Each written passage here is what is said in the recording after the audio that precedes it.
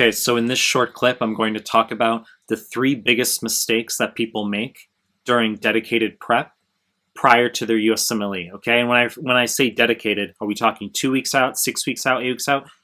2 weeks. Okay, your final 2 weeks. What are the three biggest mistakes people make? That if you don't make these fucking mistakes, you're going to score a lot higher. Okay, so number one, biggest mistake people make. Actually, before I even get into the first point, just allow me to be an asshole and tell you to subscribe to my channel. I really appreciate it. And give the video a thumbs up. Okay? Really, really appreciate it. Now, the first mistake people make is they do not focus on the NBME material assiduously enough prior to their exam. I have made lots of content on this. I've discussed how the real USMLE questions are exactly the same as the NBME ones, okay? So if you memorize offline forms 1 through 19, you're going to see repeats all over 20 through 30. You memorize 20 through 30, you're going to see repeats all over the real deal, okay? For step 2, you want to memorize NBME 6 through 11, as well as the Clinical Mastery Series forms, all the NBME subject-specific forms. The repeats are all over the real deal. The questions are exactly the same.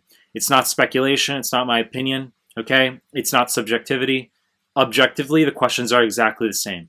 And if you memorize that material, you screenshot all of your incorrects from 20 through 30 into a Word document, save as a PDF/PowerPoint, and you review those incorrects, your scores are going to go a lot higher on the real deal. Once again, I've made lots of content on this stuff. I'm not going to spend 45 minutes talking about it right now. We're going to stay concise here.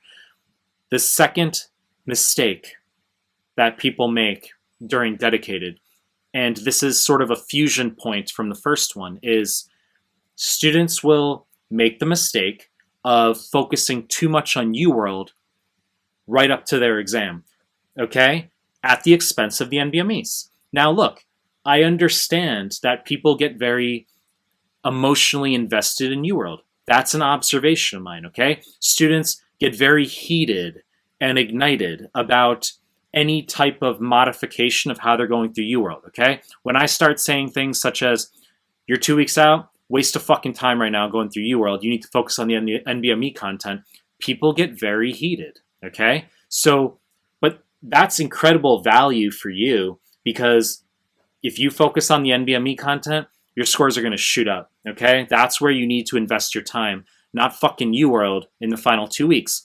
The UWSAs are different. You could use those for score prediction, but I'm talking about you don't want to be doing QBank during the day, focusing on UWorld subjects during the day, but meanwhile, you're going to tell me you don't have time to go through offline forms 20 through 24 for step 1, okay? So mistake to focus on UWorld too late. The real exam is not UWorld. The real exam is the NBME exams.